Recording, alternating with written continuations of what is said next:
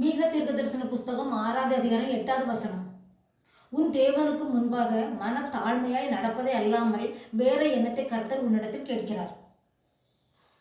தான் உண்டாக்கின மனிதர்களிடத்தில் கர்த்தர் எதிர்பார்ப்பது ஒன்றே ஒன்றுதான், மனத்தாழ்மை.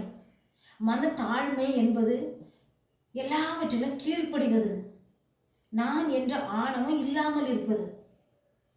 இயேசு நமக்கு முன்மாதிரியாக வாழ்ந்து காட்டினார். இந்த பூமிக்கு மனிதனாக வந்த நாள் முதல் மரண பரியந்தம் வரை அடிமையின் ரூபம் எடுத்து தன்னைத்தானே தாழ்த்தினார். நான் சாந்தமும் மனத்தாழ்மையாக இருக்கிறேன், என் நுகத்தை உங்கள் மேல் ஏற்றுக்கொண்டு என்னிடத்தில் கற்றுக்கொள்ளுங்கள் என்று ஒவ்வொருவரையும் அழைக்கிறார். நாம் மனத்தாழ்மையாக நடக்கும்போதுதான் கர்த்தர் நம்மை நோக்கி பார்த்து நாம் ஜெபிக்கிற ஜெபத்தை கேட்கிறார், கிருபை அளிக்கிறார், நம்மை உயர்த்துகிறார், ஐஸ்வர்யம், மகிமை, ஜீவனை தருகிறார்.